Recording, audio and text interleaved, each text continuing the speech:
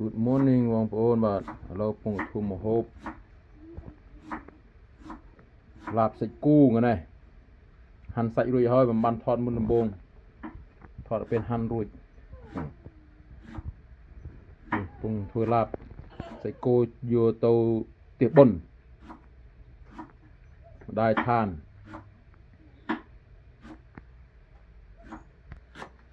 ម៉ែកណែក៏ហាន់ជីអរុនសួស្ដី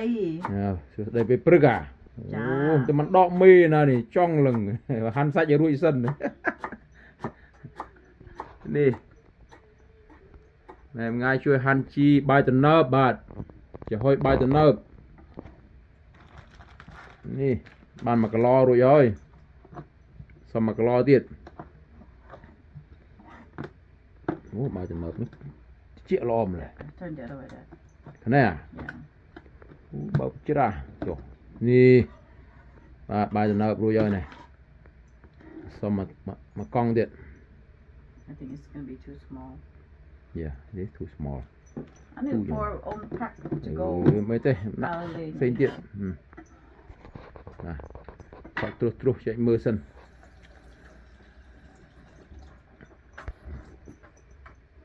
បាទអូ good morning good morning good morning មិនសោះស្រស់ម៉ាននេះមិនបានដកមេលុបមុខដោះថ្មិញហើយដោះថ្មិញរួចហើយបាទបាទមិនបានលុបតែមិនដកមេតែប៉ុណ្ណោះហើយទៀតឥឡូវចាក់សាច់ចូលឆ្នាំងធំសិនបាទម៉ាំងគូពេកបាទម៉ាំងមកទៅ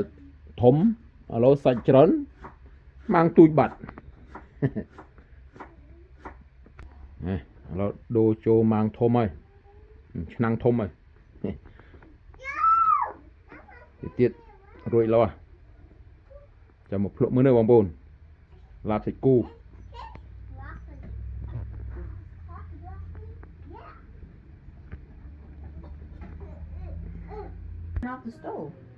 ហួយបាយតំណើបបាទ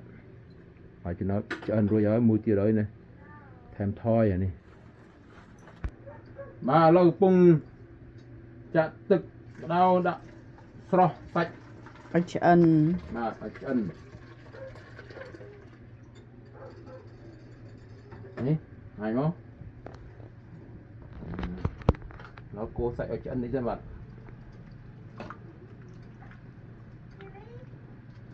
Okay, thank you. To be continue. Calling bạn.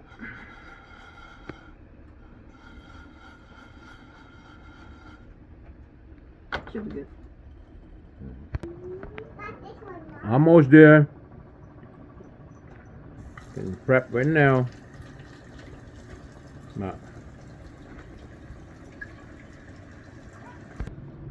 Thì kia ruồi lâu hơi chập đơm cho krương tí chơi này cho krương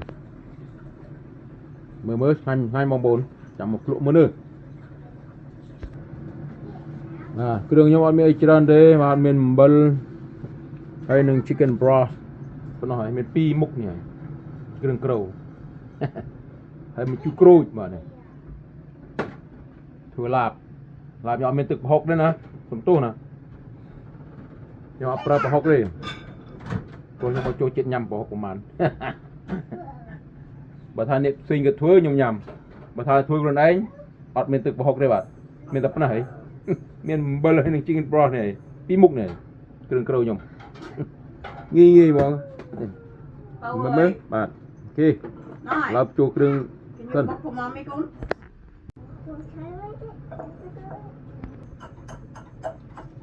này chỗ krương đang bạch chú crô rồi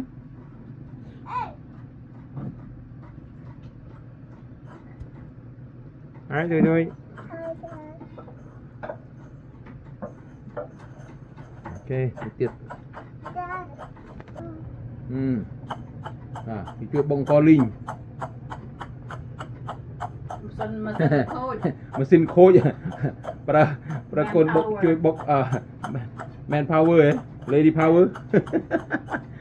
chứ bông co linh vào này number one ơi cái này mình lại chui chân à bồn có sol chân à cái này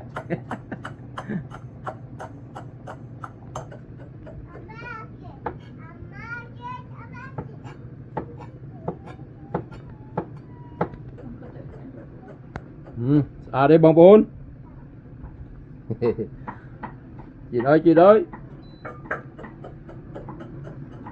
trình mùng một tí tí nhá này mùng một đi kêu tao này à đây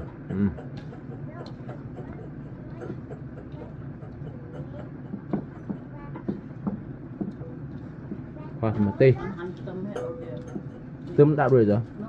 đã mau tích máu Ở trên nó ôm á. ở đây nếp lại đâu ok mơ lộ một mơ lộ một tí mơ mình rồi chia được ớt bằng 4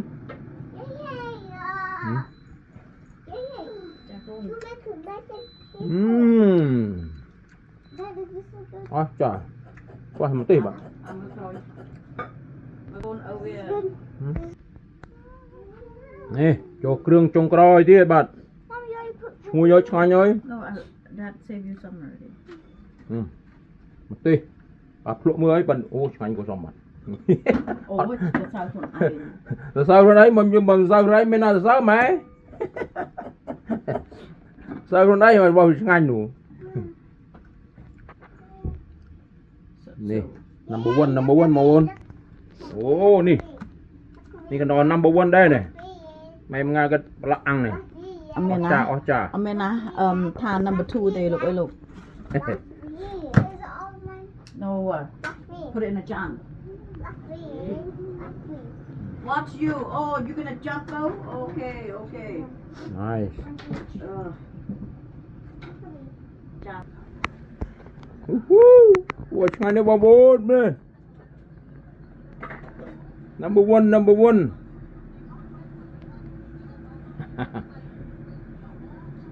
Ocha. Thank you for watching. See you next time. Ý next time chúng ta đọ mì mùi bổng. Đọ mì mùi dân. Nè. Nì. Nì. Mong ôn nì. Number one ơi nì. Đọ mì. Bậc sách nì. Bọc claim miên hồi nì. Thì na này. Mở cái này. Kia trồng khâu rồi ơi này mềm ngà đủ ốt lôi nó mềm ngà sẵn à cái ơi lương chat cho em nó sạch đủ pro này coi thơm mồ mà xây sạch ơi lương chat cho ấy ok bye share happy what's it Saturday bạn happy Saturday tôi tiệm bôn bạn thơm hộp tiệm bôn see you over there bye bye